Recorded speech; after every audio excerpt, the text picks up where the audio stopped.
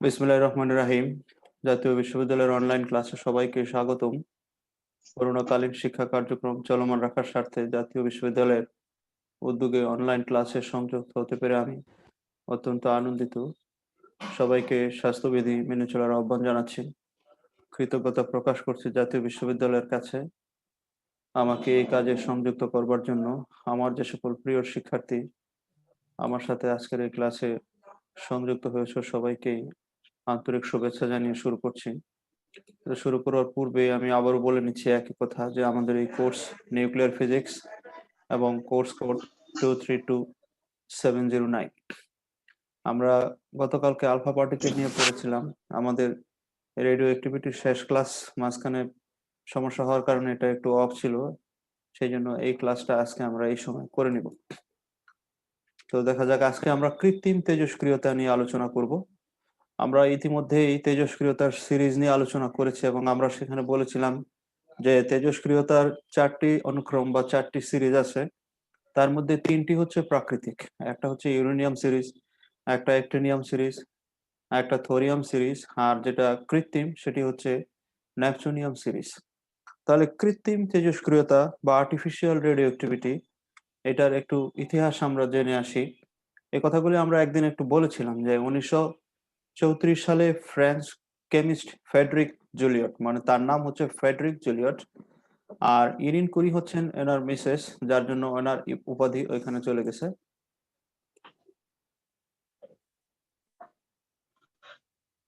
1934 সালে তারা কৃত্রিম তেজস্ক্রিয়তা আবিষ্কার করেন, অর্থাৎ তারা এমন মৌল থেকে তেজস্ক্রিয়তা বের করে আনেন যা স্বাভাবিকভাবে তেজস্ক্রিয় নয়। মূলত 1900 সালের শুরুর দিক থেকে বিজ্ঞানীরা কৃত্রিম তেজস্ক্রিয়তা আবিষ্কারের চেষ্টা চালান, কিন্তু ব্যর্থ হন। এবং এই শতকের শেষের দিকে ফ্রেডরিক ইরিয়ান জুলিয়ট কুরি আবার কৃত্রিম তেজস্ক্রিয়তার পরীক্ষা চালু করেন। ইরিন কুরি হচ্ছেন পিয়েরে কুরি এবং মেরি কুরির সন্তান, এবং এই পিয়েরে কুরি এবং মেরি কুরি 1903 সালে বেকারেলের সাথে তেজস্ক্রিয়তা আবিষ্কারের জন্য নোবেল পুরস্কার পান। 1911 সালে মেরি কুরি দ্বিতীয়বার নোবেল পুরস্কার পান তেজস্ক্রিয় রেডিয়াম আবিষ্কারের জন্য। তেজস্ক্রিয় প্রথম যেটা আবিষ্কার করছিল, তারপরে তিনি রেডিয়াম নামক আরেকটা মৌল আবিষ্কার করছে তেজস্ক্রিয় মৌল হিসেবে, তিনি দুইবার নোবেল পুরস্কার পান। এবং তার মেয়ে হচ্ছেন ইরিন কুরি, যিনি তার স্বামীর সাথে সংযুক্তভাবে কৃত্রিম তেজস্ক্রিয়তা আবিষ্কার করেছিলেন। এখন আরো কথা আছে যে 1918 সালে ইরিন তার মায়ের সহকারী হিসেবে প্যারিস বিশ্ববিদ্যালয়ের ইনস্টিটিউট ডু রেডিয়ামতে যোগদান করেন এবং পোলোনিয়াম থেকে আলফা কণার নিঃসরণ নিয়ে গবেষণা শুরু করেন। 1925 সালে ফ্রেডরিক জুলিয়ট একই ল্যাবে সহকারী হিসেবে যুক্ত করা হয় এবং ঠিক পরের বছর তারা বিবাহ বন্ধনে আবদ্ধ হন। এই হচ্ছে তাদের ব্যক্তিগত জীবনের ইতিহাস, এবং তারা শেষ পর্যন্ত গবেষণা করে সফলতা পান এবং 1934 সালে তারা কৃত্রিম তেজস্ক্রিয়তা আবিষ্কার করতে সক্ষম হন। এবং তারা যে পরীক্ষাটি করছিল, যে পরীক্ষার মাধ্যমে তারা এই কৃত্রিম তেজস্ক্রিয়তা আবিষ্কার করেছিলেন, তাদের সেই পরীক্ষাটি হচ্ছে যে মূলত আলফা কণা দ্বারা কোন কোন মৌলিক পদার্থের রূপান্তর ঘটালে তা থেকে নিউট্রন বহির্গত হয় তা জানবার জন্য তারা পরীক্ষাটি শুরু করেছিলেন। এবং তারা এর জন্য ক্লাউড চেম্বারের মধ্যে অ্যালুমিনিয়াম রেখে রূপান্তরের ফলে উৎপাদিত কণাগুলির গতিপথ পর্যবেক্ষণ করতেছিলেন। ক্লাউড চেম্বার আরো বিস্তারিত বর্ণনা লাগবে। এটা একটা ডিভাইস, এর ভিতরে অ্যালুমিনিয়াম রেখে এখানে আলফা কণা দ্বারা নক করে যে কণাগুলি উৎপাদিত হচ্ছিল তাদের গতিপথ পর্যবেক্ষণ করে আশ্চর্যের সাথে লক্ষ্য করেন যে অ্যালুমিনিয়াম রূপান্তরে যে প্রোটন এবং নিউট্রন নির্গত হয় তা নয়, বরং একটি নতুন কণাও এর সাথে বের হয়। এবং তারা আরো লক্ষ্য করেন যে আলফা উৎস দূরে সরিয়ে নিলে প্রোটন এবং নিউট্রন নিঃসরণ সাথে সাথে বন্ধ হয়ে গেলেও কিছু সময় পর্যন্ত নতুন ধরনের রশ্মির নিঃসরণ চলতে থাকে। এবং পরীক্ষা করে দেখা যায় যে এই রশ্মিটি আসলে পজিট্রন, যা 2 বছর আগে পদার্থবিদ অ্যান্ডারসন আবিষ্কার করেছেন। পরে এটি স্পষ্টভাবে প্রমাণিত হয় যে অ্যালুমিনিয়াম এবং বোরনের রূপান্তর যা পজিট্রন নিঃসরণ করে তা তেজস্ক্রিয়। আমরা একটা বিক্রিয়ার সাহায্যে এটা এখানে দেখার চেষ্টা করব। এদিকে যারা আছো তারা ক্যামেরা একটু অন করতে পারো। এই পাশে যারা আছো, এই পাশে কেউই ক্যামেরার সামনে আসতে যাচ্ছে না। তো যাই হোক, তারপরে আসো, এটাই অনেক আনন্দের সংবাদ। তো যে বিকিরণের মাধ্যমে কৃত্রিম তেজস্ক্রিয়তা আবিষ্কার করতে তারা সক্ষম হয়েছিলেন সেটি একটা এখানে দেখানো হচ্ছে যে বোরন। এখানে বলা আছে বোরন এবং অ্যালুমিনিয়াম। দেখো বোরনের অ্যাটমিক নাম্বার 5, মাস নাম্বার 20, হিট করা হয়েছে আলফা কণা দিয়ে। আলফা কণা মানে এই হিলিয়ামের নিউক্লিয়াস, ইজ ইকুয়াল টু এটা দিয়ে হিট করার পরে যেটা বের হয় 5 আর 2 মিলে হয়ে গেল 7, এবং 7 নম্বর মৌল হচ্ছে নিউট্রন। আর একটা কথা মাঝখানে বলে রাখি, আমি কিন্তু বুঝতেছি না, প্রত্যেকেরই মাইক্রোফোন বন্ধ রাখবা, না হলে নয়েজ হবে, ফলে আমার ক্লাসটা বাদ দিয়ে দিতে হবে। আমি কিন্তু এই ক্লাসগুলো সব ন্যাশনাল ইউনিভার্সিটিতে সাবমিট করব। তাহলে এখন আমাদের এখানে যে বোরন এবং হিলিয়াম নিউক্লিয়াসের আঘাত করার ফলে যে নাইট্রোজেন পাওয়া গেল, সাথে একটা নিউট্রন বের হয়েছে, এই নাইট্রোজেন আবার কার্বন 613 রূপান্তর হয়ে যায় এবং এখান থেকে একটা প্লাস মানে একটা পজিট্রন বের হয় এবং এটি তেজস্ক্রিয়। তার মানে আমরা বলতে পারি যে নর্মালি বা ন্যাচারালি এই নাইট্রোজেন 13 রেডিও অ্যাক্টিভ নয়, কিন্তু এই আলফা কণা দ্বারা বোরনকে নক করার ফলে যে নাইট্রোজেন পাওয়া গেছে সেটি তেজস্ক্রিয় এবং এটি আর্টিফিশিয়াল রেডিও অ্যাক্টিভ এলিমেন্টস, এটা ন্যাচারালি রেডিও অ্যাক্টিভ নয়। Another one is aluminium 13, naturally radio active নয়, স্বাভাবিকভাবে এটাকে তেজস্ক্রিয় মৌল বলা যায় না।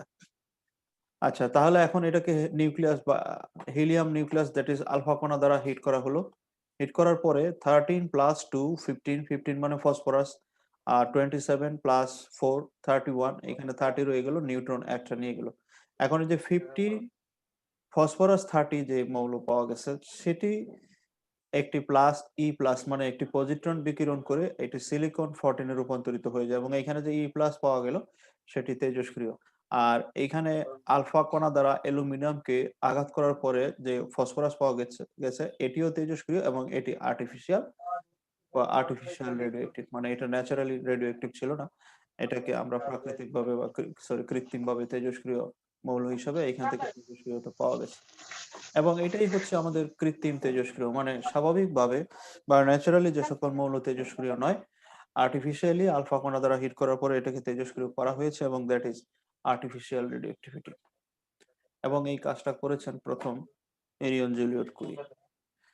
রেডিও আইসোটোপের ব্যবহার, রেডিও আইসোটোপের ব্যাপারে আমরা আগেও বলে আসছি যে what is radio isotope. Radio isotope হচ্ছে একটি মৌলের যতগুলি আইসোটোপ পাওয়া যায় তার মধ্যে এমন অনেক আইসোটোপ আছে যেগুলা তেজস্ক্রিয় বিকিরণে সক্ষম, অর্থাৎ যাদের তেজস্ক্রিয়তার ধর্ম পরিলক্ষিত হয়, সেই আইসোটোপ গুলাকে বলা হয় রেডিও আইসোটোপ। এবং এই রেডিও আইসোটোপের ব্যবহার কি কি আমরা দেখি। প্রথমেই চিকিৎসা বিজ্ঞানে রেডিও আইসোটোপের ব্যবহার অনেক বেশি। রোগ নির্ণয় ও নিরাময়ে তেজস্ক্রিয় বিকিরণের বহুল ব্যবহার বর্তমান বিশ্বে ব্যাপক। রোগ এবং রোগাক্রান্ত অঙ্গভেদে ভিন্ন ভিন্ন তেজস্ক্রিয় আইসোটোপ ব্যবহার করা হয়ে থাকে। রোগ ভেদে এবং রোগাক্রান্ত অঙ্গভেদে এখানে কথা পরিষ্কার বলা আছে। চিকিৎসায় রোগ নির্ণয়ে ব্যবহৃত যন্ত্রগুলি হলো যেখানে আমরা তেজস্ক্রিয় মৌল ব্যবহার করে থাকি। এখানে হাফসা আক্তারকে একটু ক্যামেরা মানে ওর ফেসের দিকে যদি আনে, হাফসা আক্তার একটু বলে দাও তো রিফা তাসনিম, ওর বাটি বুটি দেখা যাচ্ছে। ওকে প্লিজ, হ্যাঁ ওকে একটু অন করো যেন ও হয় ক্যামেরাটা অফ করে আর না হলে যেন নিজের ফেসটা দেখায়। আর যদি নয়েজ হয় প্লিজ তোমরা, আমি বারবার কিন্তু বলছি আমি শুনতে পাচ্ছি না, নয়েজ হয় কিনা, হ্যাঁ হাফসা আক্তারকে একটু বলে দাও। এনিওয়ে, তা আমরা যে কথা আলোচনা করতেছিলাম তেজস্ক্রিয় আইসোটোপের বা রেডিও আইসোটোপের ব্যবহার নিয়ে আমরা কথা বলতেছিলাম। তো প্রথম যে ইউজ সেটি হচ্ছে চিকিৎসা বিজ্ঞানে। এই চিকিৎসা বিজ্ঞানে তেজস্ক্রিয় আইসোটোপ ব্যবহৃত হয় যে যন্ত্রগুলোতে, সেগুলো হচ্ছে থাইরয়েড অপারেটর যন্ত্র, linear scaler, pterygium applicator, gamma camera, renogram, gamma গণনা যন্ত্র এবং পজিট্রন ক্যামেরা। এইসব জায়গায় আমরা তেজস্ক্রিয় মৌল ব্যবহার করি এই ডিভাইস গুলাতে। কৃষিবিদ্যায় কৃষিক্ষেত্রে তেজস্ক্রিয়তার ব্যবহার আছে। ফসফেট জাতীয় সারের সাথে রেডিও ফসফেট আইসোটোপ মিশ্রিত থাকলে বলা যায় গাছের মধ্যে এই সার গাছের বৃদ্ধি কোন স্তরে কোন কাজ করছে। তেজস্ক্রিয়তার সাহায্যে নতুন নতুন বীজ সৃষ্টি করা সম্ভব হচ্ছে। অধিকন্তু আলু, পেঁয়াজ, রসুন ইত্যাদি দীর্ঘদিন ধরে সংরক্ষণ করবার জন্য একটি সুনির্দিষ্ট মাত্রার তেজস্ক্রিয় বিকিরণ প্রয়োগ করা হলে পোকামাকড় বা জীবাণুর আক্রমণে ফসল সহজে নষ্ট হবে না। এগুলো হচ্ছে এগ্রিকালচারে ব্যবহার। শিল্পক্ষেত্রে তেজস্ক্রিয় আইসোটোপের সাহায্যে ধাতু নির্মিত দেয়ালের বেধ অতি সহজে নির্ণয় করা যায়। তাছাড়া গাড়ির টায়ার রং, গাঁথুনির কংক্রিট ইত্যাদি কতখানি মজবুত তা নির্ধারণের জন্য পর্যবেক্ষক আইসোটোপ ব্যবহার করা হয়ে থাকে। এগুলো সাধারণ কথাবার্তা, এগুলো যেহেতু ব্যবহার ইউজেস অফ রেডিও আইসোটোপস। রসায়ন শাস্ত্রে রাসায়নিক বলে বিক্রিয়ার নিয়েছি হার, পদার্থের বুঝলাম এটাই অনুগঠন, দ্রবণীয়তা, অনুঘটন প্রভৃতি গবেষণা তেজস্ক্রিয় আইসোটোপের সাহায্যে সহজ হয়েছে। আমরা পরের অংশে যাচ্ছি, এটা ওইটা থেকে টোটালি একটু ডিফারেন্ট। এর আগের ক্লাসে আমরা তেজস্ক্রিয়তার ক্ষয়ক্ষতি সম্পর্কে আলোচনা করেছিলাম। আজকে যেই টপিকসটা আসছে সেটা হচ্ছে বায়োলজিক্যাল ইফেক্টস অফ রেডিয়েশন। মানুষের শরীরে বা জীবদেহে বা জীবন্ত কোষে বিকিরণের কি কি প্রভাব, সেটা হচ্ছে বায়োলজিক্যাল ইফেক্টস অফ রেডিয়েশন। জীবদেহে তেজস্ক্রিয় পদার্থ বা রশ্মির প্রভাব সুদূর প্রসারী এবং অত্যন্ত জটিল। এই প্রসঙ্গে দীর্ঘমেয়াদী অসংখ্য জটিল ধরনের পরীক্ষা নিরীক্ষার পরও বিজ্ঞানীরা সঠিকভাবে জীবদেহে তেজস্ক্রিয়তার প্রভাব সম্পর্কে সম্পূর্ণ তথ্য আহরণ করতে পুরোপুরি সক্ষম হয়নি। মানবদেহে এর প্রভাব জটিল, দীর্ঘস্থায়ী এবং ভয়াবহ। জীবিত প্রাণীর উপর তেজস্ক্রিয় রশ্মির প্রভাব জীবিত প্রাণীর আণবিক গঠন, জীব, কোষ, অঙ্গাণু ও অঙ্গ ইত্যাদির উপর নির্ভর করে। এখানে বলা হয়েছে মানবদেহে প্রভাব দীর্ঘস্থায়ী, ভয়াবহ এবং জীবন্ত প্রাণীর উপর তেজস্ক্রিয় প্রভাব জীবিত প্রাণীর আণবিক গঠন, জীব, কোষ, অঙ্গাণু এবং অঙ্গ ইত্যাদির উপর নির্ভর করে। এটি জীব দেহের জন্য মারাত্মক ক্ষতিকর। উদাহরণস্বরূপ আমরা একটা এক্সাম্পল দিচ্ছি এখানে, 5 গ্রে অ্যাবজর্ব ডোজের ইউনিট পরিমাণ তেজস্ক্রিয় রশ্মি আপতিত হলে দেহের তাপমাত্রা 1 ডিগ্রির 1/1000 বৃদ্ধি পাবে। মানে এটা কোনো বৃদ্ধিই না। আমাদের সাথে একজন শিশু ছাত্র এসছে, আমি তাকেও স্বাগত জানাই, এই যে নাদিয়া আফরিন। অন্যদের সাথে যদি থাকে, এর আগে যে আছে সুমি, এর সাথে বোধহয় এর আগে ছিল, আজকেও আনে নাই। নিয়ে আসবা, যাদের বাচ্চা স্টুডেন্ট আছে তারা অবশ্যই I encourage you to accompanied with you. আমরা ভালো কাজ করতেছি, ভালো কাজে সবাইকেই অংশগ্রহণ করার সুযোগ দেওয়া উচিত। আমরা ক্লাস করতেছি, আমরা আমাদের কঠিন বাস্তবতাকে মেনে নিয়েই সামনের দিকে আগাচ্ছি। বাস্তবতাকে মেনে নেওয়াই হচ্ছে জীবনের ধর্ম। সবকিছু থামায় রাখলে চলবে না, আমাদেরকে এর মধ্যেই চলতে হবে, থাকতে হবে। তো যে কথা বলছিলাম যে 5 গ্রে পরিমাণ তেজস্ক্রিয় রশ্মি আপতিত হলে বডি টেম্পারেচার 1 ডিগ্রির 1/1000 বৃদ্ধি পাবে, কিন্তু এই সামান্য পরিমাণের প্রভাবে তার মৃত্যু পর্যন্ত হতে পারে। এখন দেখো যে তেজস্ক্রিয়তার এখন 5 গ্রে কতটুকু সেটা সম্পর্কে তোমাদের হয়তো ধারণা নাও থাকতে পারে। 5 গ্রে কতটুকু সেটার জন্য আমাদেরকে অ্যাবজর্ব ডোজের ইউনিট করতে হবে। তো যাই হোক, জীবকোষে তেজস্ক্রিয়তার প্রভাবের নিয়ামক মানে ভেরিয়েবলস অথবা ফ্যাক্টরস যেগুলা দ্বারা নির্ধারণ হয় যে মানুষের শরীরে বা জীবন্ত কোষে তেজস্ক্রিয়তার প্রভাব কতটুকু হবে, সেটা একটু মন দিয়ে শোনো। জীবদেহে তেজস্ক্রিয়তার প্রভাব অনেকগুলা নিয়ামকের উপর নির্ভর করে। এইসব নিয়ামকের মধ্যে অন্যতম জীব কোষ বা কলার তেজস্ক্রিয় বিকিরণের প্রতি সংবেদনশীলতা। মানে কে কতটুকু রেসপন্স করতেছে তেজস্ক্রিয় বিকিরণের উপর, কোন অঙ্গ বা কোন কোষ কিভাবে রেসপন্স করতেছে। তেজস্ক্রিয় বিকিরণের প্রতি বিভিন্ন জীবের তথা প্রজাতির সংবেদন ক্ষমতা, বিভিন্ন জীবের বা প্রজাতির সংবেদন ক্ষমতা, জীব প্রজাতির পরিবেশের প্রতি অভিযোজন ক্ষমতা, কি পরিমাণ তেজস্ক্রিয় বিকিরণ দেহে আপতিত হচ্ছে সেটার উপরেও নির্ভর করে।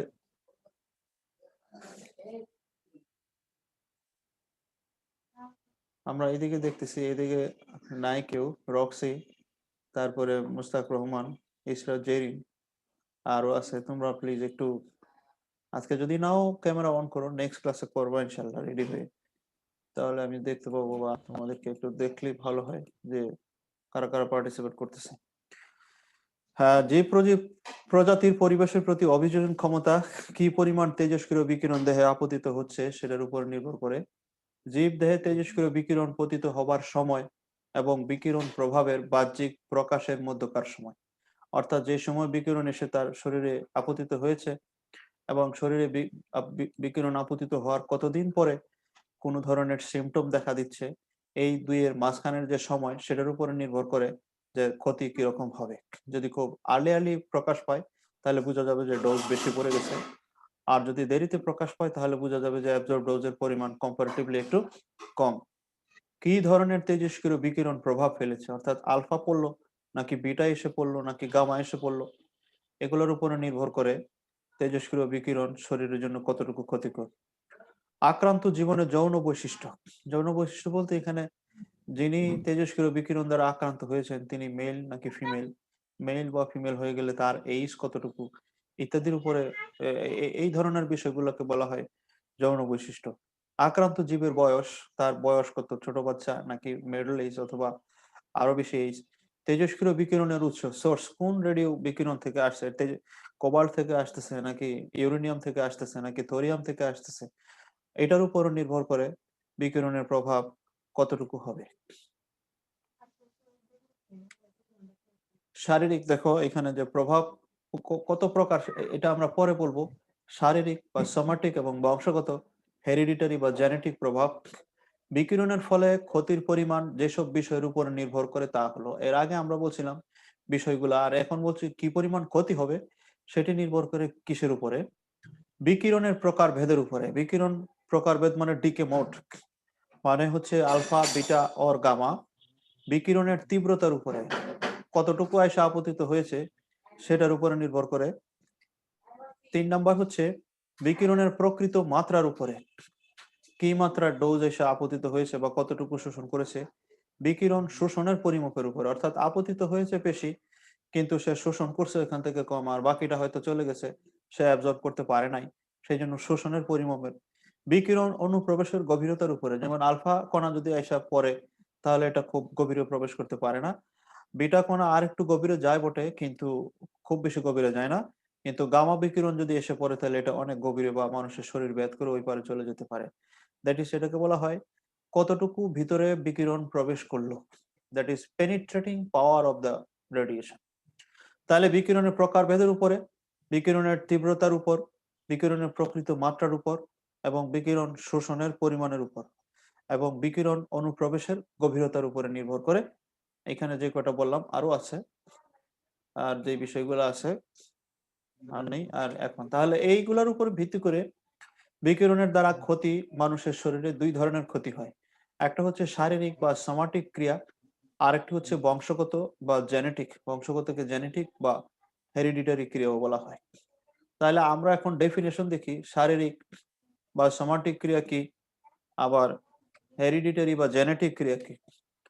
শারীরিক বা সোমাটিক ক্রিয়া হচ্ছে বিকিরণের দ্বারা শুধুমাত্র উদ্দীপ্ত ব্যক্তি যে ক্ষতির সম্মুখীন হয় তাকে সোমাটিক ক্রিয়া বলে। বিকিরণজনিত এই প্রভাব সংক্রামক নয়। আমি আবার বলছি, যিনি, যার উপরে এসে বিকিরণ আপতিত হলো বা যিনি বিকিরণ দ্বারা উদ্দীপিত হলেন, শুধুমাত্র ওই ব্যক্তির মধ্যে যে ক্ষতি পরিলক্ষিত হয় সেই ক্ষতিকে বলা হয় সোমাটিক ক্রিয়া। এবং বিকিরণজনিত কোনো ক্রিয়া বা কোনো ক্ষতি সংক্রামক নয়। এখন আমরা যে সংক্রামক ব্যাধির মধ্যে আতঙ্কের মধ্যে পড়ে গেছি এরকম না, মানে এটা একজন থেকে আরেকজনে ছড়ায় না। নেক্সট, সোমাটিক ক্রিয়ার প্রকারভেদ, মানে যে ব্যক্তি ইরিডিয়েটেড হলেন তার মধ্যে যে ক্ষতি পরিলক্ষিত হয় সেটার ক্রিয়া বা প্রকারভেদ। এই ধরনের ক্রিয়া আবার দুই ধরনের, একটা হচ্ছে স্বল্প ক্রিয়া আর একটা হচ্ছে দীর্ঘ ক্রিয়া। আমরা মনে রেখো এটা কিন্তু সোমাটিক ক্রিয়া, অর্থাৎ যিনি উদ্দীপিত হলেন শুধু তার মধ্যে যে ক্রিয়া পরিলক্ষিত হয় সেটা। তাহলে স্বল্প ক্রিয়া কয়েক মিনিট, কয়েক ঘন্টা বা কয়েক দিনের মধ্যে এই ক্রিয়া সংগঠিত হয়। স্বল্প ক্রিয়া আবার দুই ধরনের, এখানে কিন্তু টাইম ডিউরেশন দেওয়া আছে, কয়েক মিনিট, কয়েক ঘন্টা বা কয়েক দিনের মধ্যে এই ক্রিয়া সংগঠিত হয়। স্বল্প ক্রিয়া আবার দুই প্রকারের, একটা হচ্ছে সাধারণ ক্রিয়া বা নর্মাল ইফেক্ট, আর একটা হচ্ছে অসাধারণ ক্রিয়া বা অ্যাবনর্মাল ইফেক্ট। আমরা কিন্তু ভাগ থেকে ভাগ, তারপরে ডিভিশন টু ডিভিশন আমাদের, আমরা যাচ্ছি কোথায় যায়, আরো অনেক ধরনের আছে, আমরা সেগুলো দেখে আসি। তাহলে সাধারণ ক্রিয়া এবং অসাধারণ ক্রিয়া, এই ক্রিয়ার ফলে সাধারণ ক্রিয়া বা নর্মাল ইফেক্ট, যে সকল রোগের লক্ষণ দেখা দেয় তা হলো সাধারণ ক্রিয়া। শারীরিক দুর্বলতা, ওজন কমে যাওয়া, মানে ডায়াবেটিসের মতো আর কি বিষয়গুলা, হৃৎপিণ্ডের ক্রিয়া দ্রুত হওয়া, রক্তক্ষরণ হওয়া, জ্বর হওয়া ইত্যাদি, এগুলো হচ্ছে সাধারণ ক্রিয়ার যে সিমটম। শারীরিক দুর্বলতা, ওজন কমে যাওয়া, হৃৎপিণ্ডের ক্রিয়া দ্রুত হওয়া, রক্তক্ষরণ হওয়া, জ্বর হওয়া। অসাধারণ ক্রিয়া বা অ্যাবনর্মাল ইফেক্ট, অসাধারণ ক্রিয়ার ফলে যে সকল রোগের লক্ষণ দেখা দেয় তা হলো সমস্ত রক্তকণিকার পরিবর্তন হওয়া, রক্তচাপের পরিবর্তন হওয়া। অর্থাৎ এখানে বিকিরণ এমন ভাবে পড়ে যে মানুষের ব্লাড সেল নষ্ট হয়ে যায় এবং ব্লাড প্রেশারেরও অ্যাবনর্মালিটি দেখা দেয়।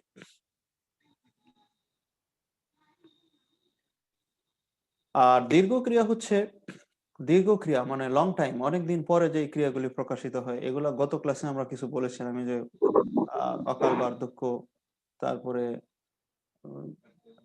কি বলে এই যে গড় আয়ু কমে যাওয়া, ক্যান্সার, ক্যাটারেক্ট বা চোখের ছানি, এই ধরনের প্রায় 15-20টা বলা হয়েছিল। এগুলো হচ্ছে দীর্ঘক্রিয়া এবং এই দীর্ঘক্রিয়া সংগঠিত হতে বেশ কিছু সময় লাগে।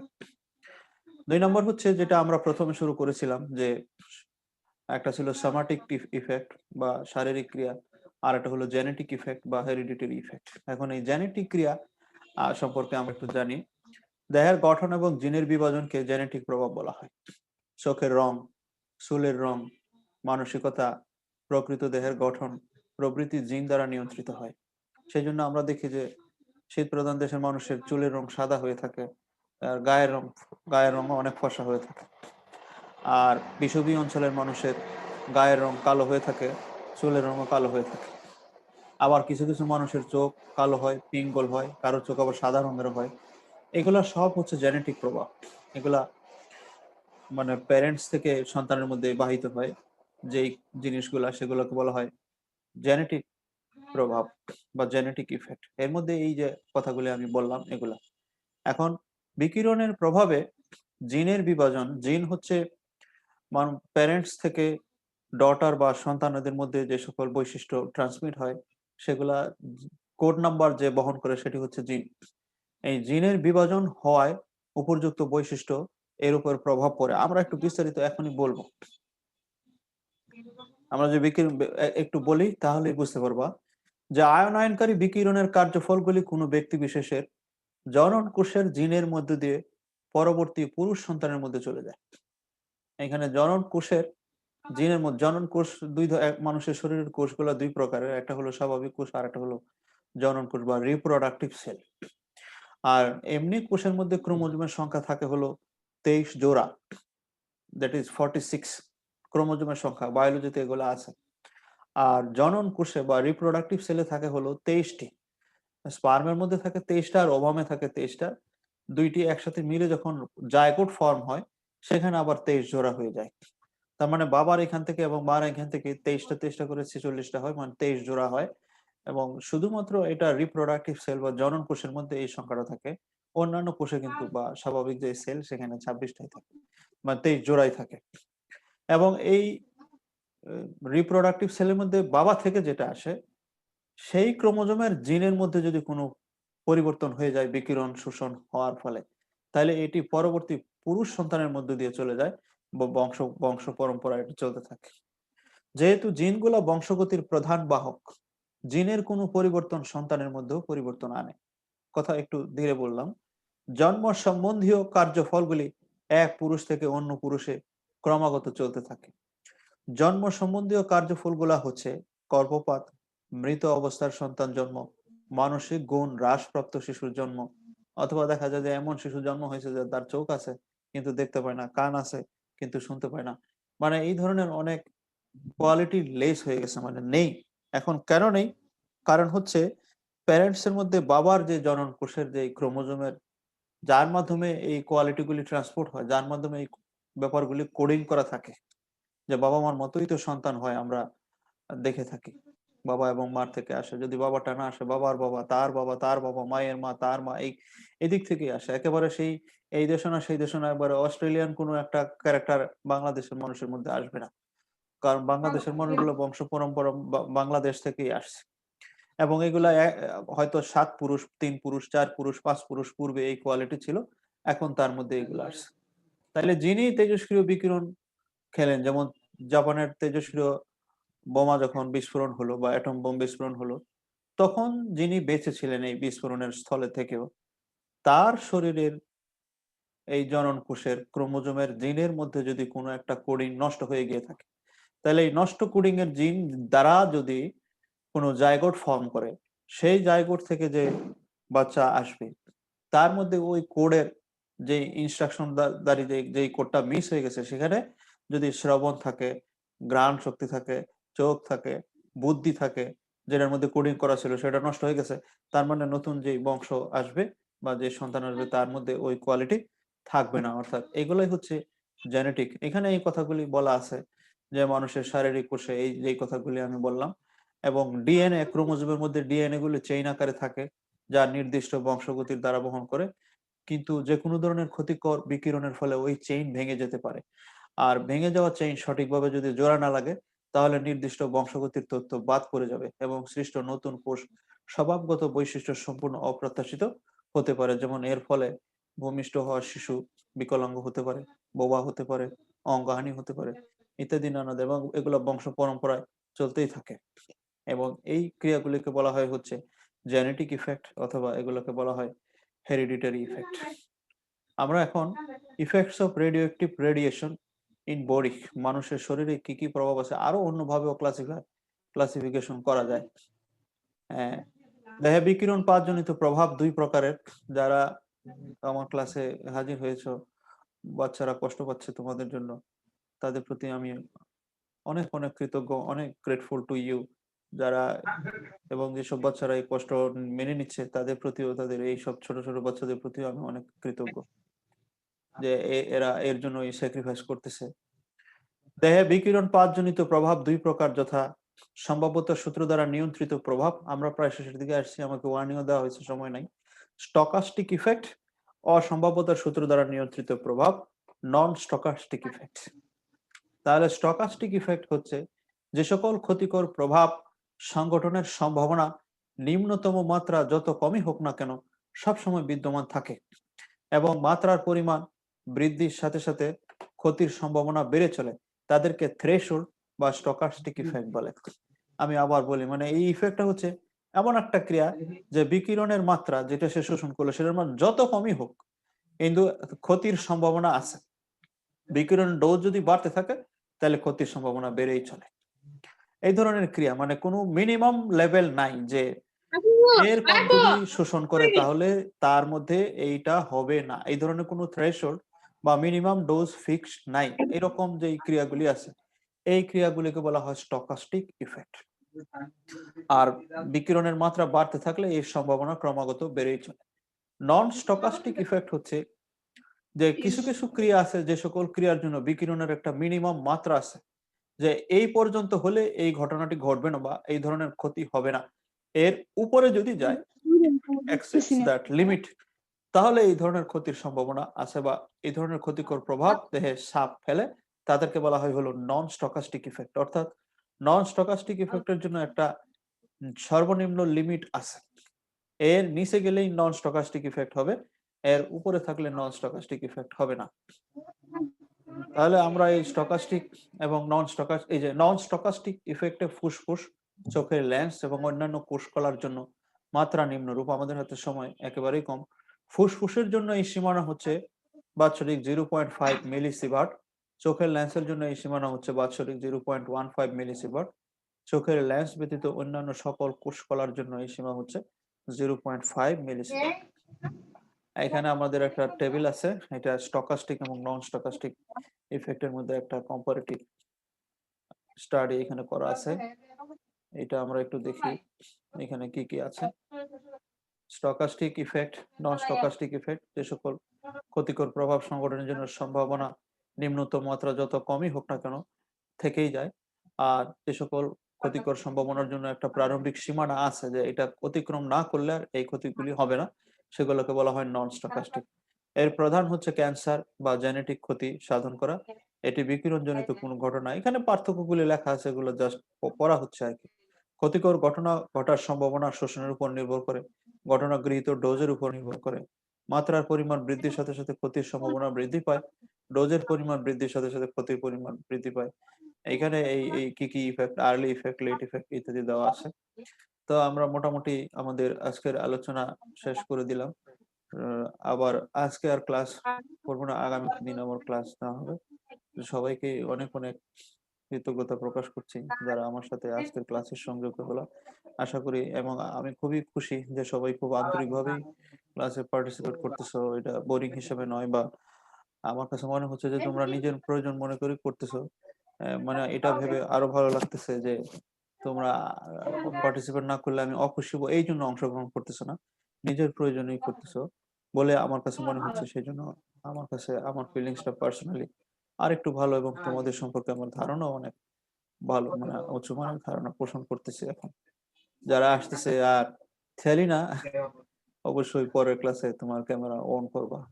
রক্সি বা যারা আছো এখানে, একটা ইসরাত জেরিন আছে, বর্ষা, আরো অনেকেই পার্টিসিপেট, মুস্তাক রহমান, ইসরাত জেরিন, রাতুল রয়, তামান্না, এই everybody will switch on your camera, participate, একেবারে ফিজিক্যালি অংশগ্রহণ করার মতো করে অংশগ্রহণ করবা ইনশাল্লাহ। তো সবাই ভালো থাকো, সুস্থ থাকো, সুন্দর থাকো, স্বাস্থ্যবিধি মেনে চলো। আমার পরের ক্লাসগুলোতে আশা করি যুক্ত হবা এই আশাবাদ রেখে আমি আজকের মতো এখানে শেষ করলাম। আল্লাহ হাফিজ।